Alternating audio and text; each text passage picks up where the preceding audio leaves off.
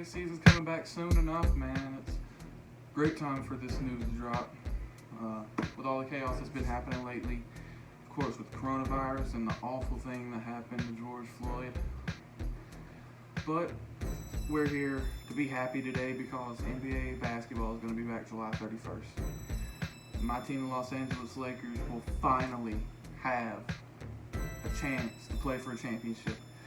First time in 7 years we'll have playoff basketball. Man, it's been way too long, man. It's 7 years. I think that's more than we had missed playoffs total before we hit this drought. But we're going to be back, and no one wants to see us this year, especially those flippers. But in all realness, June 30th, we'll have training camp.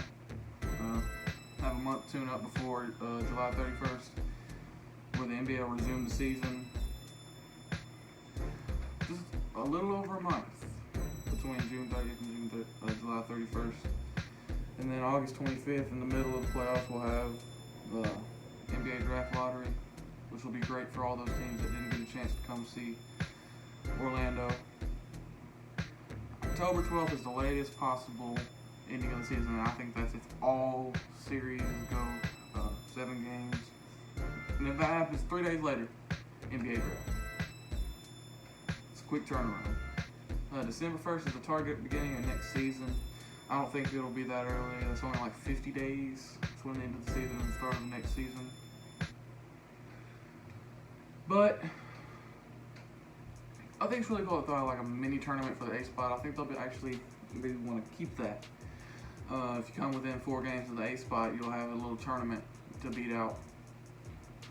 You have to, if you're the 9th, you'll have I think it's like a 3-game thing. You'll have to beat the team above you like twice in a row or something.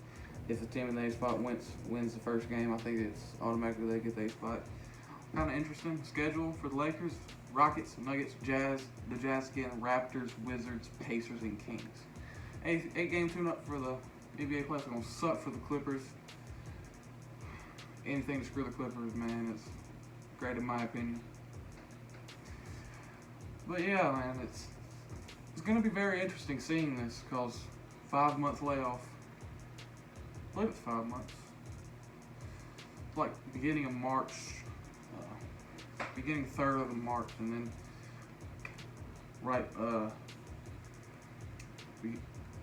July 31st, NBA season will be resuming. It's going to be really interesting to see what's going to happen, man.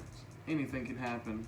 But I think it's going to be great because you'll have NBA season run into October, from into July into October. You have football taking off all the way until like January, which is when I think the NBA season might restart. Maybe it'll start around Christmas. It would be awesome. But you have to think about the TV providers. ESPN and whoever gets Christmas. Things like ABC gets Christmas day games. There'll be a little fight about that. Maybe it'll start before Christmas or after. You never know. But I think maybe they'll have to have a Christmas game. If you think about it, that brings in so much money. But we won't have any breaks until like the end of next July. The end of July when free agency ends. It's gonna be crazy, man. October 18th is I forgot to bring that up, is when free agency starts this year. Not many great free agents out there this year though, except for AD, who I hope will sign long term with us, max contract. I'll have plan on having a video about that, talking about that situation. But yeah, it's great that we're getting the NBA back because of everything that's been going on. It's been complete and total chaos, man. Now we're going to talk about the Lakers. Our depth chart right now is looking like LeBron is the point guard, but they have Avery Bradley listed at point guard. Danny is 2 guard. LeBron is a small forward. AD power forward. JaVale center. It's going to really take LeBron being LeBron in the playoffs. He's not going to be able to really have any bad games. We don't have like a lot of firepower unless Kuzma steps up. You have LeBron, you have AD, and it's a pretty steep drop for our third best player, Kyle Kuzma, because he has not been great this year so far. Shooting under 30% from three, which I thought his three-point percentage was going to come up from 30% last year, because first year he shot around 37%. Rondo's going to have to step up. Caruso's going to have to step up. Keith's going to have to step up.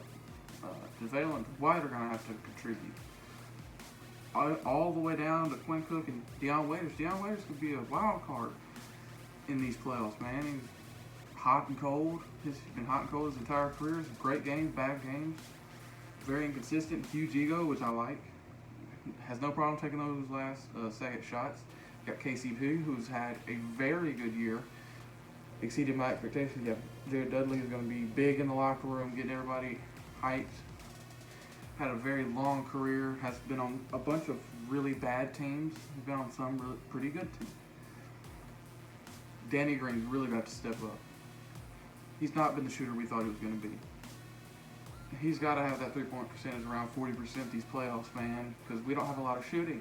You know, you got LeBron, who's been a shaky shooter his entire career. AD, I don't want him sitting out there shooting 6 threes a game. He's a big man. He's getting paint. Mid-range jumpers, I love his mid-range jumper. He needs to be posted up. He's obviously slender frame, can handle the ball, running in pick and rolls with LeBron, but he's got to have that kick-out man. Danny Green. Avery Bradley's got to be able to have him as an outlet. We have no shooting bigs. With JaVale and Dwight, we have Markieff Morris. We don't know what he's going to be. Dion is a pretty good shooter when he wants to be. You know, Caruso's a solid shooter. You got Rondo. You think about the collection of talent. We have to play together. We have to be able to play together. Obviously, you're going to get playoff LeBron. Playoff LeBron like 35, 13, and 7 in the playoffs. You got AD, who can easily go for 50 and 20. Not easily. You know what I mean. You have KCP, who's going to have to be a 3-and-D guy that he's been all season with. Like 39% from 3 this year. That's great. I love what I'm seeing from KCP. Quinn Cook needs to be able to come off the bench. Insurance policy. Be able to hit like 45% of his threes. Be able to handle the ball occasionally. Caruso, probably my favorite player. So versatile. Can do everything. Very good defender. You wouldn't expect for a guy that looks like him to be a good defender. He doesn't look very athletic when you look at him. Obviously, receding hairline, balding. Man, the white mamba, man. I love his game because he does whatever it takes to win. And those are the players that we need. You know what I mean? We have to have those guys. We have to have guys that are going to do whatever it takes to win. Avery Bradley, obviously, bulldog on defense. Love Avery Bradley. Loved him when we picked him up, and I still love him. Yeah, he has some injury problems, but he's a guy who can shoot, play defense. That's what we need him to do. Not a high ego, but he's a bulldog. Same with Danny Green. Great leader, great locker room guy. Needs to improve his shooting. He's not the defender he used to be. Still a pretty good defender. He's a guy who knows Kawhi's game, played with him his entire career. Danny Green, probably going to be the guy guarding Kawhi. LeBron will probably pick him up fourth quarter. Do what he always does. JaVale, blocking shots. Dwight, getting offensive rebounds, getting boards. I love how selfless Dwight's been this year.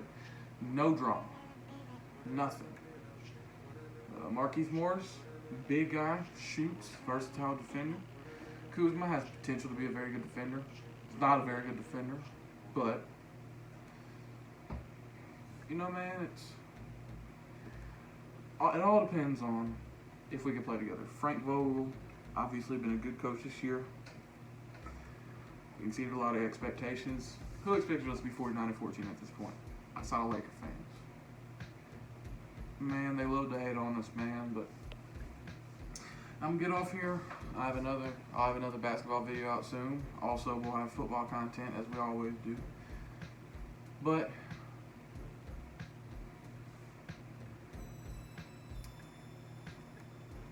the Lakers will always run LA. 17's on the way. Catch. Hold up. Selena, go!